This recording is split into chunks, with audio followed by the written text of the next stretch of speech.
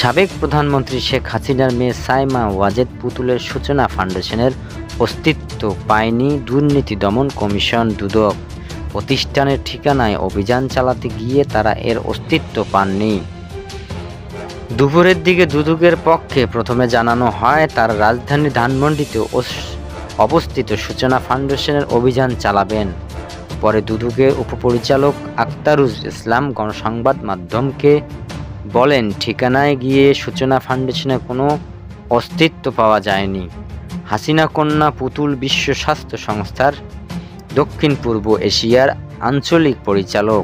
গত রবির দুদকের পক্ষ থেকে বলা হয়, WHO দক্ষিণ পূর্ব এশিয়ার আঞ্চলিক পরিচালক পদে মনোনয়নের সময় তিনি কানাডার নাগরিক ছিলেন।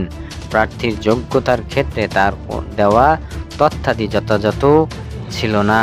তার বিরুদ্ধে দুর্নীতির ও বিশ্বাসযোগ্য অভিযোগ রয়েছে। দুদক আরও বলেন, সূচনা ফাউন্ডেশনের নামে প্রতিষ্ঠান খুলে সাইমা বিভিন্ন সামাজিক ও ব্যবসায়িক প্রতিষ্ঠান থেকে উপকৌটন ও অর্থ আত্মসাৎ করেছেন। তিনি জাতীয় রাজস্ব বোর্ডের উপর অবৈধ প্রভাব বিস্তার করে সূচনা ফাউন্ডেশনের নামে প্রাপ্য অর্থ করমুক্ত করিয়ে নেন। এর আগে গত 24শে নভেম্বর সূচনা ফাউন্ডেশনের ব্যাংক হিসাব স্থগিতের নির্দেশ দিয়েছিল কেন্দ্রীয় ব্যাংকের আর্থিক গোয়েন্দা বিভাগ, বাংলাদেশ ফাইন্যান্সিয়াল ইন্টেলিজেন্স ইউনিট।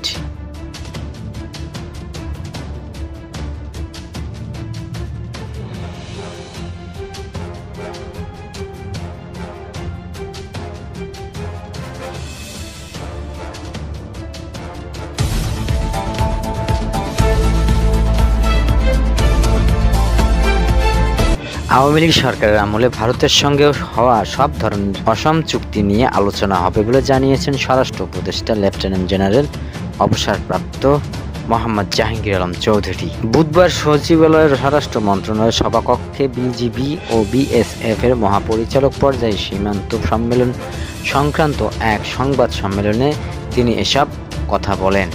স্বরাষ্ট্র উপদেষ্টা বলেন, সীমান্তবর্তী এলাকায় ভারতীয়রা অনেক সময় মাদক তৈরি করে, সেখানে তারা ফেনসিডিল তৈরি করে আমাদের দেশে ঢুকিয়ে দেয়। তারা ফেনসিডিলগুলো ওষুধ হিসেবে বানাচ্ছে বললেও আসলে এটা মাদক হিসেবেই বানানো হয়। তিনি আরও বলেন, বিএসএফ বা ভারতীয় নাগরিক কর্তৃক বাংলাদেশি নাগরিকদের ধরে নিয়ে যাওয়া বা আটক করা বন্ধ করতে আলোচনা করা হবে।